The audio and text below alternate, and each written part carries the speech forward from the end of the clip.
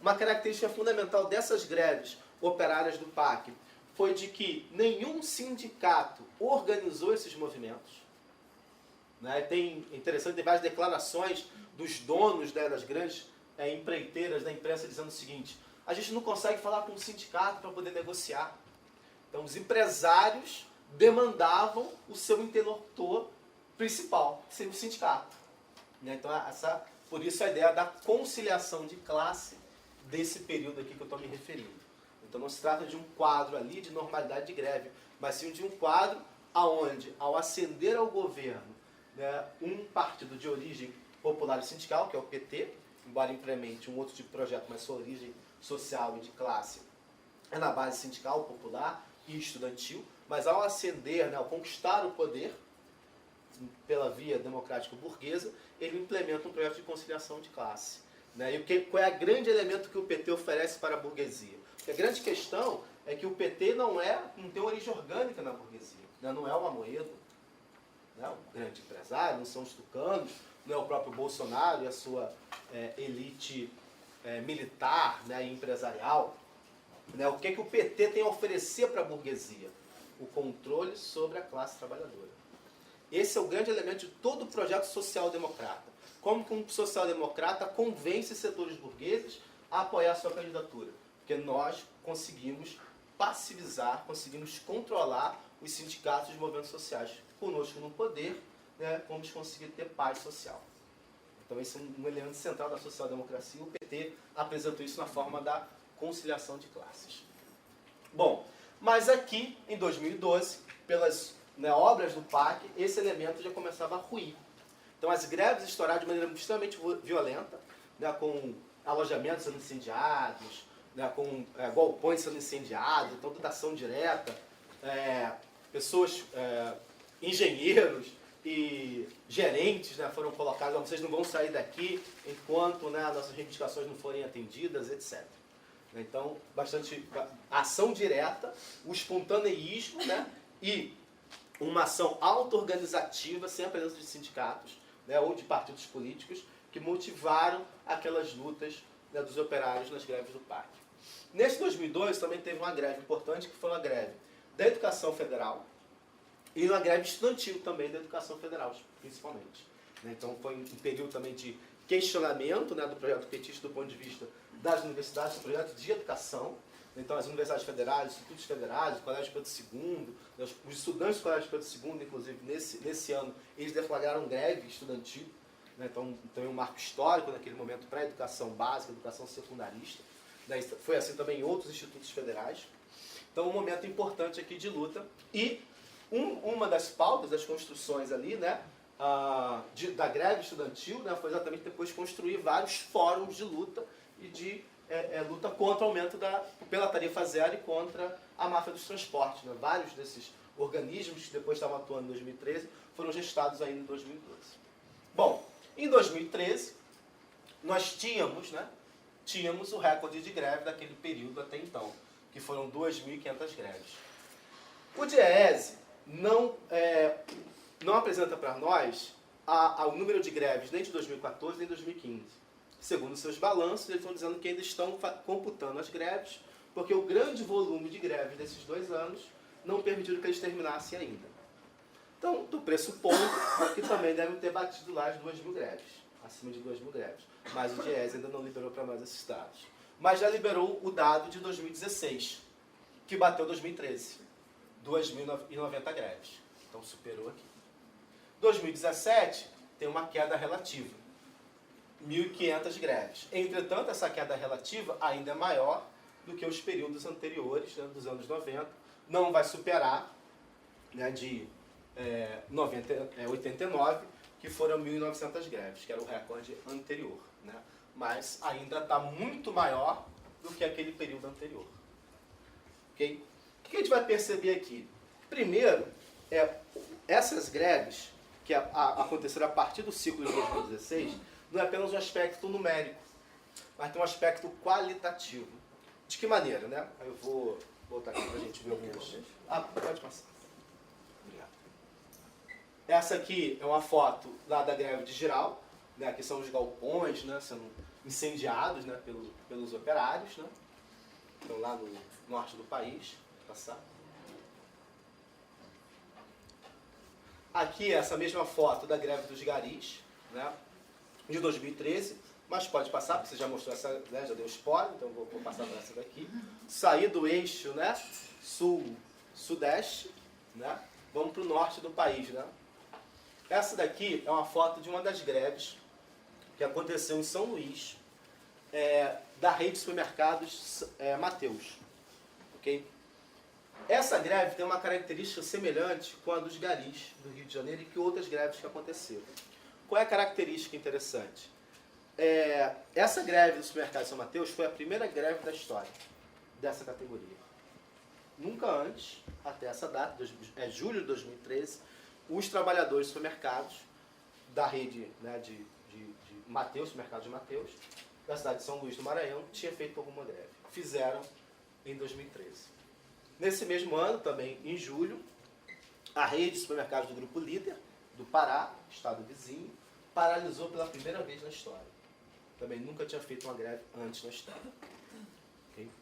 Se voltar para o Rio de Janeiro, retornar para o eixo sul, aquela greve dos garis havia sido a primeira.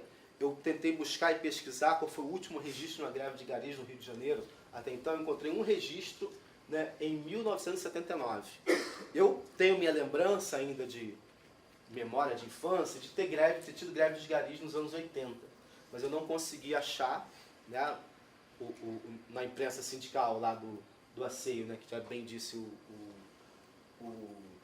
Wallace, né? É o sindicato da UGT, então eles apagaram a memória histórica do movimento, a gente não consegue achar por ali, teria que fazer uma pesquisa na imprensa burguesa para ver se algum registro. Mas eu consegui achar um registro de 79. De qualquer maneira, faziam, né, muitos anos que os garis do Rio de Janeiro não paralisavam, até 2014, que não é uma greve, não de 2013, mas 2014. Né?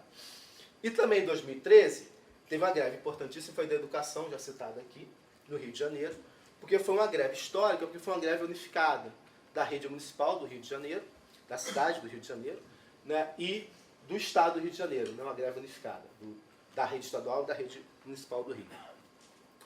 Há 21 anos não se tinha tido uma greve dos professores e trabalhadores da educação municipal. Então, depois de 2 décadas, se deflagrou uma greve, né, de uma rede que antes era bastante combativa nos anos 80. Então, veja uma característica interessante das greves a partir de 2013.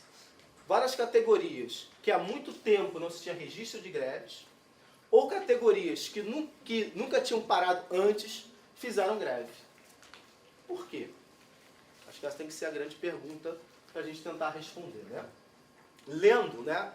Eu não fiz essas pesquisas, mas lendo trabalhos, né, monografias, dissertações sobre essas greves, especialmente as greves do Grupo Líder e do Grupo São Mateus, lá no Nordeste e Norte do país, os entrevistados, né, os trabalhadores e trabalhadoras entrevistados, diziam que estavam indo para a rua exatamente porque estavam participando dos protestos do mês anterior, de 2013. Se a gente lutou pela tarifa, redução da tarifa, vamos lutar também por saúde, por plano de saúde, né, por aumento de salário, contra a jornada de trabalho, pelo direito à amamentação, etc, etc, etc.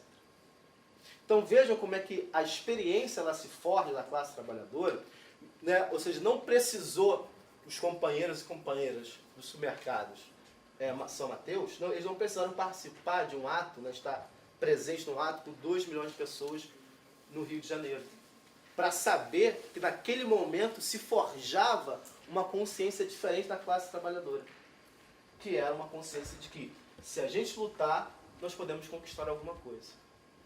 Esse é um elemento interessante, fundamental da consciência de classe sendo construída de um eixo diferente, fugindo daquela conciliação de classe pautada anteriormente durante o período, especialmente, né, dos 2 governos Lula e do início do governo Dilma.